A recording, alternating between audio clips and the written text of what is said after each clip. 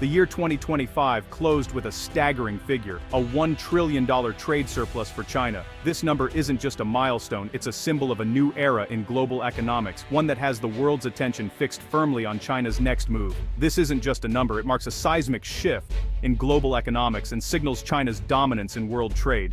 For decades, China has been steadily climbing the ranks, but this surplus is a clear sign that it now sits at the very top of the global trading system. The question now, has China become too big to fail? With so much of the world's supply chains, manufacturing, and even innovation tied to its economy, the stakes have never been higher. The answer could reshape the global marketplace. If China's economic engine keeps roaring, it could pull other nations along with it, or if it falters, send shockwaves through every corner of the world. This milestone is the result of decades of strategic planning and a relentless focus on export-led growth. From the early days of opening up to the world, China has methodically built the infrastructure, policies, and workforce needed to dominate international trade. China is no longer just the world's factory for cheap goods. It has transformed itself into a powerhouse of advanced manufacturing, automation, and technological innovation. Today, its surplus is built on electric vehicles, advanced electronics, and green energy. Chinese companies are now global leaders in clean technology, setting trends and standards that others must follow. But beneath this external strength lie deep internal weaknesses. The glittering numbers mask a more complicated reality, one where not everyone is benefiting equally. While exports soar, China's domestic economy faces a real estate crisis, a shrinking population, and weak consumer spending. The property sector, once a pillar of growth, now threatens to drag down the entire economy. This paradox, global power, internal fragility, defines modern China.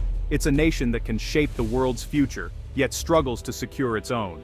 Tonight, we'll explore the forces behind China's trillion-dollar surplus and the internal struggles threatening its success. We'll examine how government policy, global demand, and technological ambition have all played a role. We'll look at the industries driving its rise, from high-tech manufacturing to renewable energy, and how these sectors are reshaping the global competitive landscape, and the vulnerabilities that could undermine it, like mounting debt, demographic challenges, and the risk of social unrest if growth slows. What does China's economic power mean for the world? For businesses, investors, and everyday people, the answer could determine the future of jobs, prices, and even political stability. And what happens if this giant stumbles? The ripple effects could be felt from Wall Street to small towns across the globe, impacting everything from supply chains to financial markets. The answer affects us all. In a world more interconnected than ever, China's next chapter is not just its own, it's a story that will shape the destiny of nations everywhere. To truly grasp the origins of China's staggering trillion-dollar trade surplus, we need to journey back to the late 1970s, a time when China was a very different country from the economic powerhouse we know today. Back then, China's economy was largely closed off from the world, and its people faced widespread poverty and limited opportunities. The country was at a crossroads, searching for a path to modernization and prosperity. Everything began to change with the rise of Deng Xiaoping, and his bold vision known as reform and opening up. Deng's policies marked a dramatic shift, steering China away from strict central planning and towards a more market-oriented economy. China opened its doors to foreign investment for the first time in decades, inviting global companies to set up factories and bring in new technology. By leveraging its vast population and low labor costs, China quickly transformed into the world's factory floor, producing everything from toys to electronics at an unprecedented scale. By the early 2000s, the phrase "Made in China" had become a global phenomenon, appearing on store shelves in nearly every country. China's entry into the World Trade Organization in 2001 was a turning point, supercharging its export growth and integrating the nation even deeper into the global economy. However, this model, focused on high-volume but low-value-added manufacturing, wasn't built to last forever. As living standards improved and wages began to rise, the old formula of cheap labor and mass production started to lose its edge. Factories faced new challenges, and workers demanded better pay and conditions. The 2008 global financial crisis exposed the vulnerabilities of relying so heavily on exports. As demand from Western countries plummeted, China's leaders realized they needed to rethink their strategy and reduce their dependence on foreign markets. In response, Beijing launched a massive economic stimulus and began investing heavily in infrastructure, technology, and education. The government encouraged companies to move up the value chain, focusing on innovation and the creation of globally recognized Chinese brands and advanced technologies. The focus shifted from simply assembling goods for others to developing cutting-edge products in sectors like telecommunications, high-speed rail, and renewable energy. China aimed to become not just a manufacturer, but a true innovator on the world stage. This deliberate, state-driven evolution transformed China from the world's low-cost workshop into its engineering laboratory, where new ideas and technologies are born and refined. As a result, the nature of China's trade surplus changed dramatically. High-tech exports, like electronics, advanced machinery and green technologies, began to overtake the low-end goods that once dominated. None of this happened by accident. It was the result of a carefully crafted multi-decade plan designed to secure China's place as a global economic leader, with every step meticulously planned and executed by policymakers in Beijing. And so, after 40 years of relentless transformation, the stage was set for China to reach the historic milestone of $1 trillion trade surplus, an achievement that reshaped the global economic landscape. China's $1 trillion surplus is powered by three sectors: electric vehicles, solar panels, and advanced electronics. Chinese EV makers like BYD and NIO now rival global giants thanks to years of state support and innovation. In solar, China controls over 80% of the global supply chain, making the world reliant on its green tech. Chinese firms like Huawei and DJI have moved from assembly to global leadership in electronics and robotics. These industries are the result of targeted, state-guided policy, not just market forces. Massive subsidies, research grants, and protectionism built domestic champions. The result: China leads in the industries shaping the future.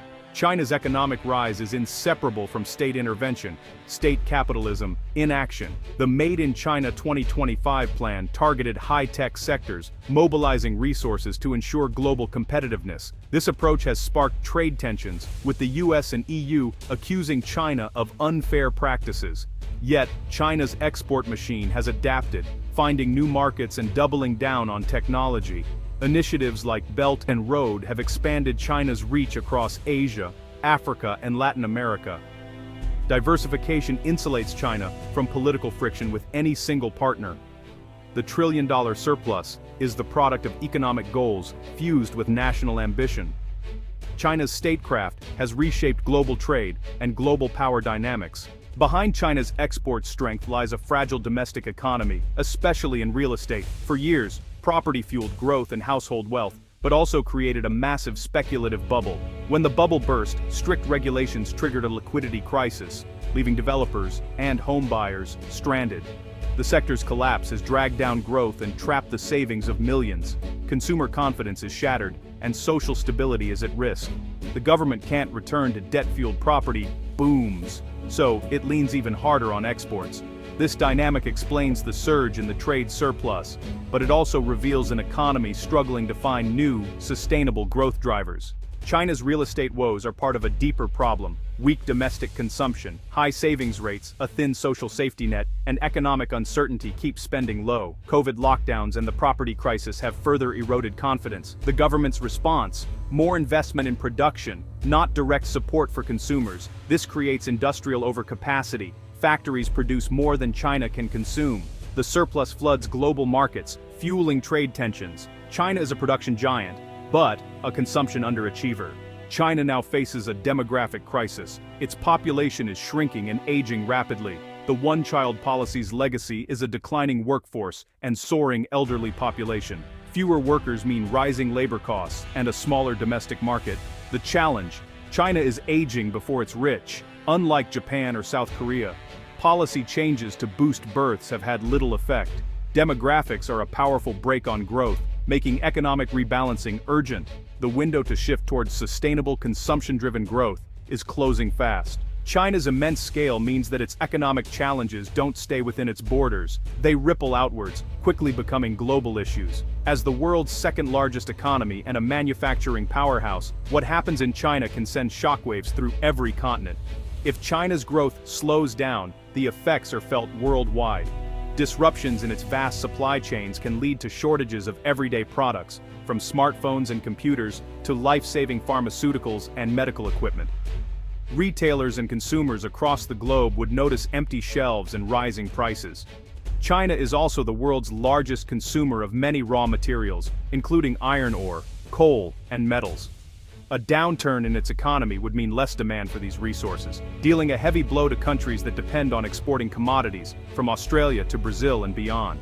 Western companies, from luxury brands to tech giants, rely heavily on Chinese consumers for a significant share of their profits. A recession in China would shrink their revenues, forcing tough decisions and potentially leading to job losses far from Chinese shores. Financial markets are deeply interconnected. A crisis in China could spark panic selling, sending stock prices tumbling and wiping out trillions in global wealth almost overnight. Investors everywhere keep a close eye on China's economic health. The world is both wary of China's growing power and deeply fearful of the consequences if its economy falters. Leaders and citizens alike watch developments in China with a mix of anxiety and hope. Stability in China is now essential for global growth. Instability, on the other hand, poses a systemic risk that could undermine economies everywhere, threatening jobs, investments, and livelihoods. This deep interdependence means that other nations have limited options when responding to China's troubles. Policymakers must tread carefully, balancing national interests with the realities of a tightly connected world. The world must find a delicate balance, competing with China in some areas, while cooperating in others to ensure mutual prosperity and stability. In today's world, China's fate is not just its own. It has become a truly global concern, shaping the future for us all. In 2026, China stands at a crossroads. Its trade surplus is a symbol of success, but its domestic foundation is fragile. Sustainable growth requires shifting from exports to empowering consumers. That means building a stronger social safety net and addressing inequality. These reforms are politically tough, but essential. Failure risks more trade wars and internal stagnation, the so-called middle-income trap. Success could mean a more balanced, resilient China at the heart of global prosperity. The world is watching because China's stability is now everyone's business. The future isn't set. China's next moves will shape the global economy. Our fortunes are now inextricably linked.